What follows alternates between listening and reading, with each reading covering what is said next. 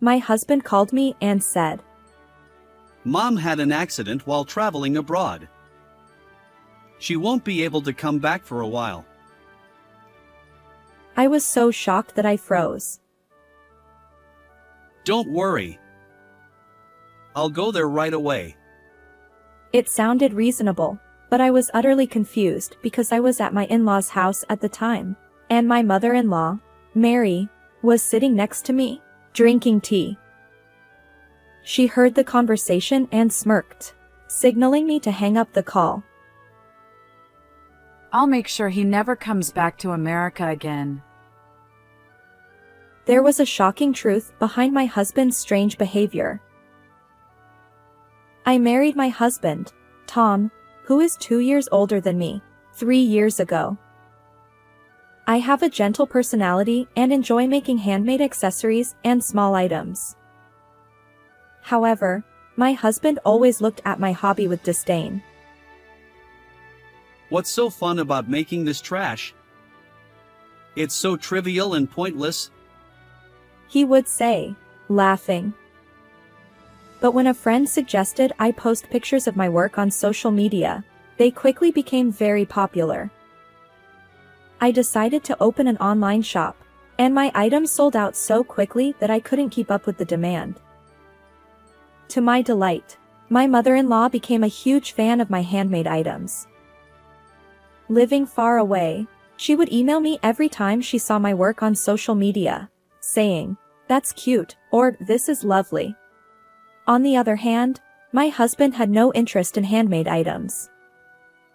Instead, he was very trendy and well-informed, always wanting to look stylish and dressed up. Hey, I'm thinking of buying a new foreign car. Which one do you think is good? Whenever he hears that a friend has bought a new car, he spreads out a sports car magazine and consults me. You always say that, but you never stick with anything, whether it's guitars, surfing, or skateboarding. I pursed my lips, thinking of the mountain of instruments and gear gathering dust in the storage room. Come on, it's not like I'm spending beyond my savings.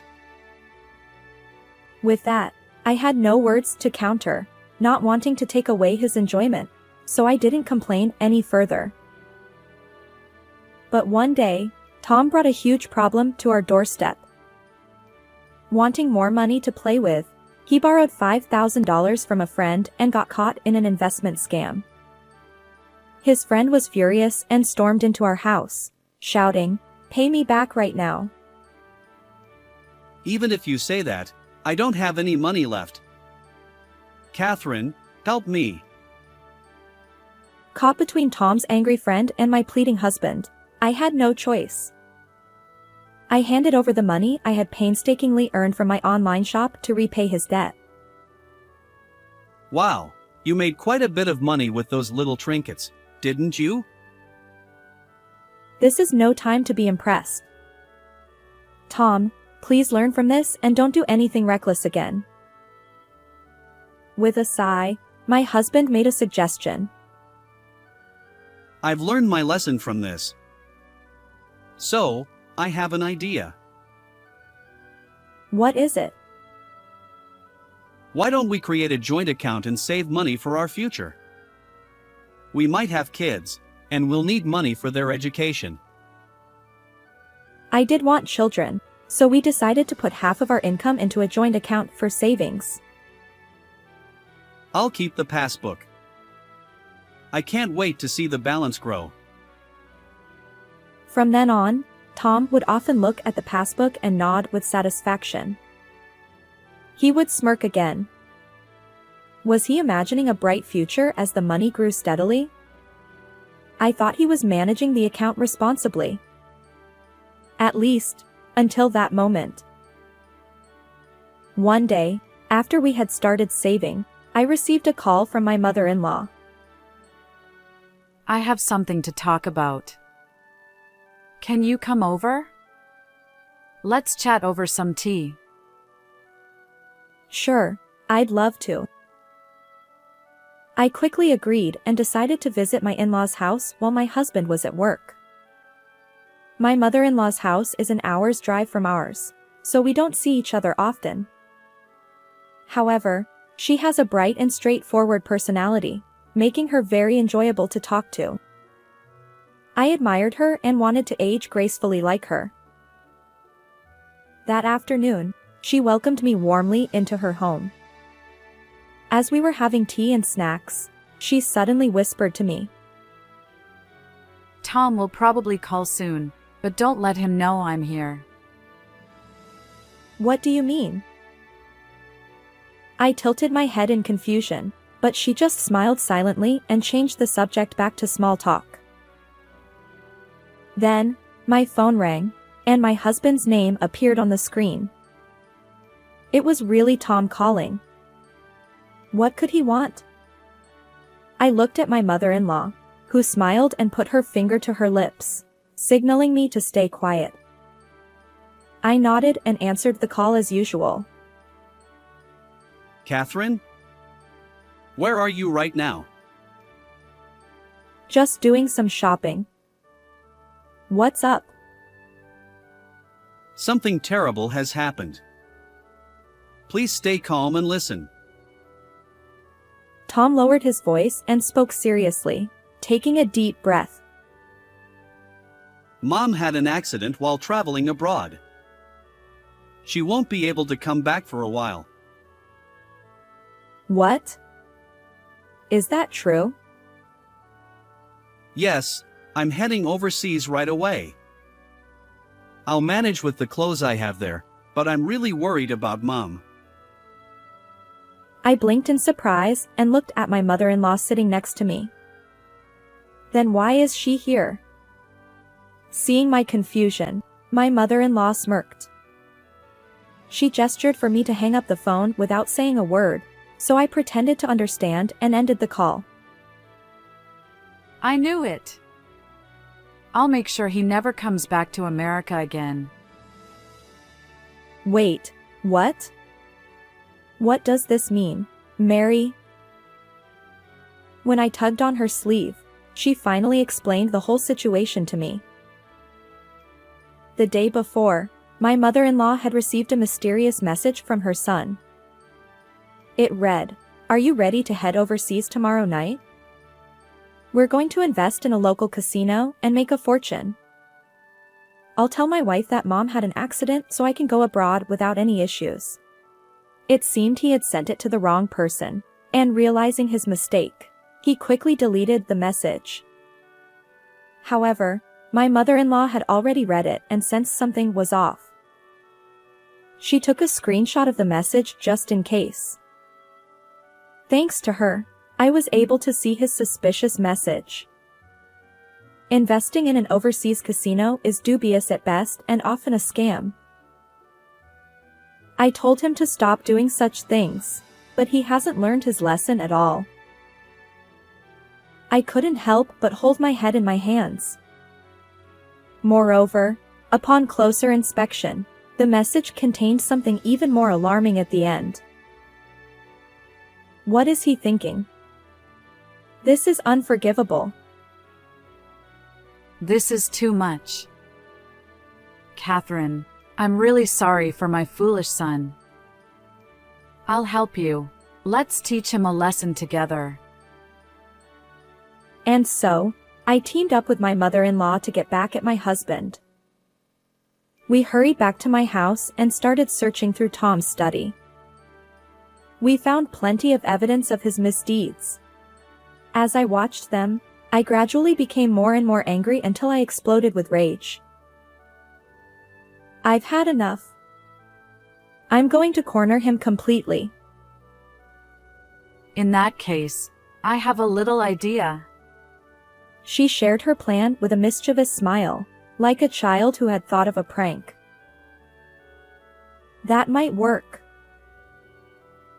I said, smiling at her good idea.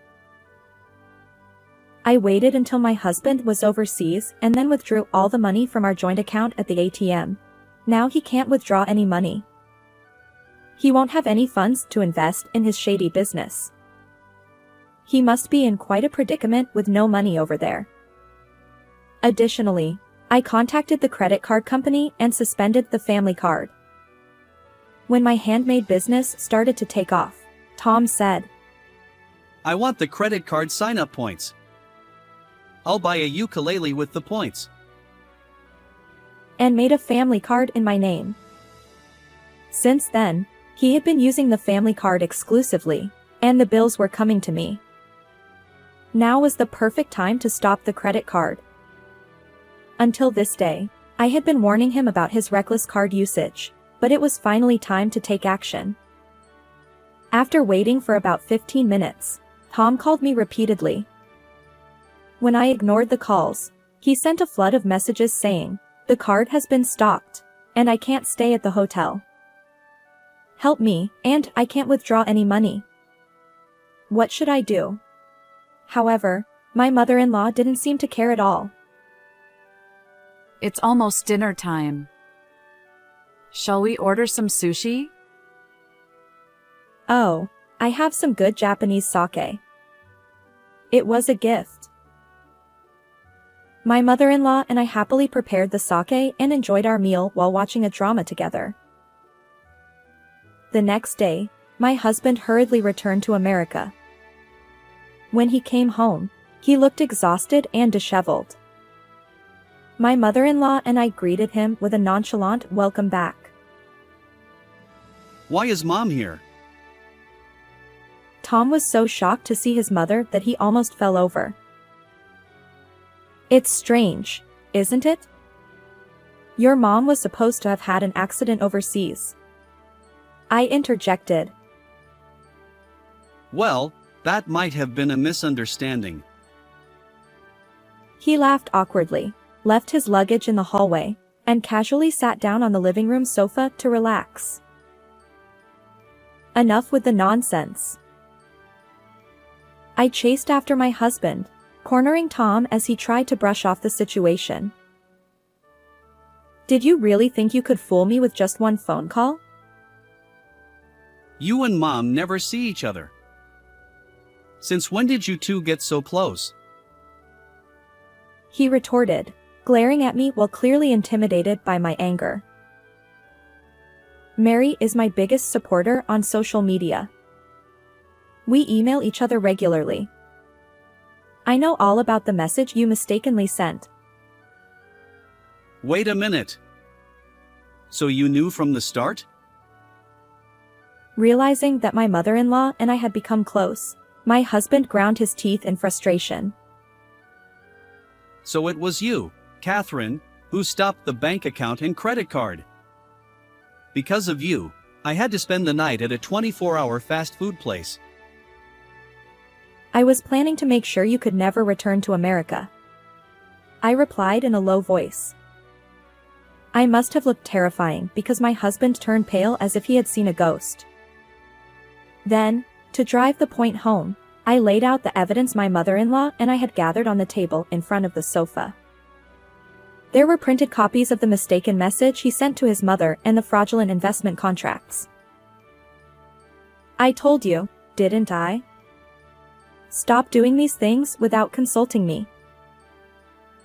But I heard that investing in overseas casinos would be profitable. It was for our future. I looked at my husband, who was nervously laughing, with a cold stare. Then, can you explain this? The next piece of evidence I presented was the transaction statement from our joint account. He had transferred $50,000 to an overseas account without my permission. I took out the screenshot of the message my mother-in-law had prepared again. At the end of the message, it said, "We have money saved under the guise of education funds. This will make us a fortune." Tom had used our important savings as investment funds. Weren't we supposed to save this money for our children? We agreed to work together for our family's future. And you used it for some shady business without telling me. This is unforgivable. Moreover, when I checked the deposit history, I found that I was the only one putting money into the account. he had been deceiving me and using the money, without contributing any of his own earnings. There are also unknown expenses on your credit card. What I pulled out next was my husband's personal credit card statement, which I found in his guitar case. Not only had he been using the family card without permission, but he had also been spending recklessly on his own card. Look at the balance.